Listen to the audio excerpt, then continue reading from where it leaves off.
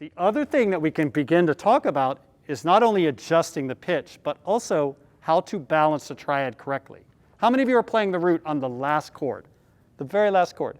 You need to be the most dominant sound in the room. And if you notice on the scoring of the exercise, there are more people playing that. How many of you are on the fifth? You should be the next loudest thing, but you should always have the root in your ears. How many of you are the third? You should just be gentle in the middle. Okay, so not third. Anytime you are playing the third of the chord in any piece of music you're playing, you have so much responsibility. You have the balance responsibility and you have the pitch responsibility. Let's try that chord one more time. Let's see if we can make it just even more beautiful by making sure that your part is in the right place in the balance. Let's try it. Here's that overtone we want to hear ringing in the room. 1 and 2, and think about balance and pitch.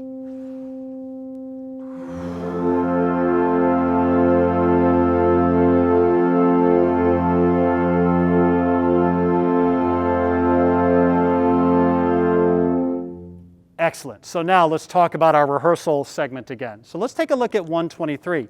How do we apply this concept, this reflex of hearing things a certain way to the literature we're playing? So let's take a look, similar to what we did with the melodic exercise with the woodwinds, accompaniment people at 123. Raise your hand if you're the accompaniment. You're not a melodic content. Excellent. I would like for you to play this as if it is a Bach chorale. You're going to think lyrical and smooth and connected and beautiful. Let's try it. Now this is going to be challenging because we all know how intricate the Granger harmonic content is. So try your best. Use your best ears. Let's try it. Go. So we're going to do 4 measures plus a downbeat on a chorale. 1 and 2. Same concept though.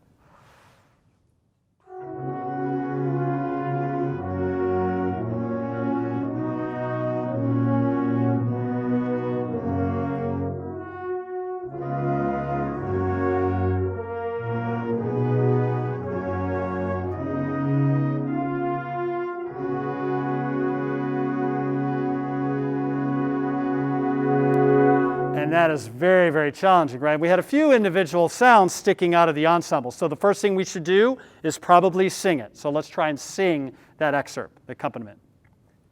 Ready? Here we go. Singing, hand on your chest, feeling that vibration. And don't be too slow. 1 and 2 and sing accompaniment.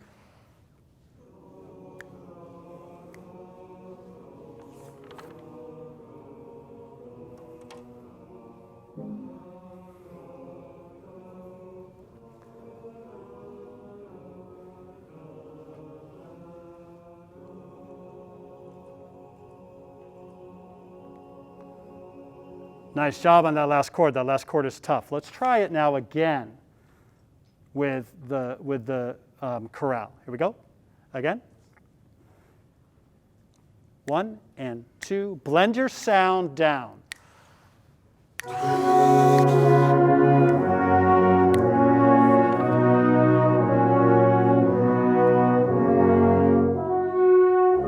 That's better.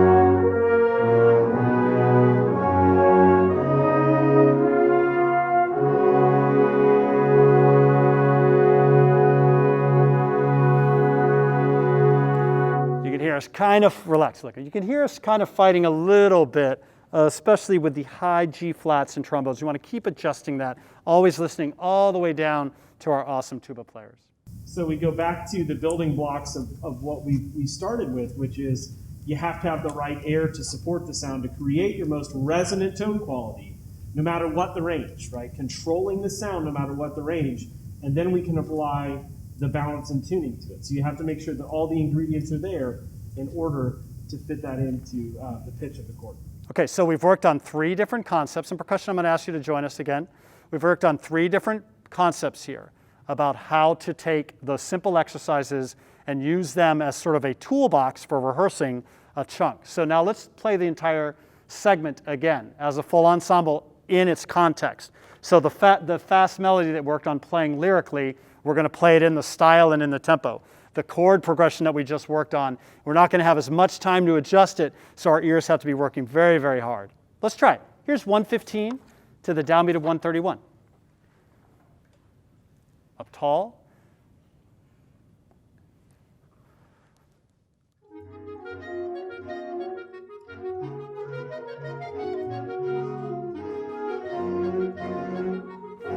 Resonant sounds.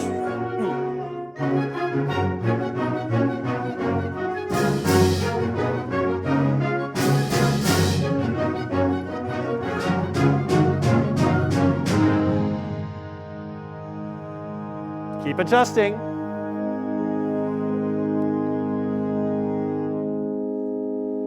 Sing that last chord if you ended on a downbeat of 131. And now match it. Match it with the overtone.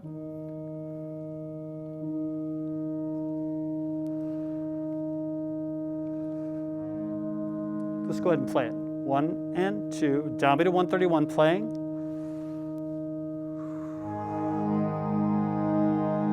A little bit more resonance.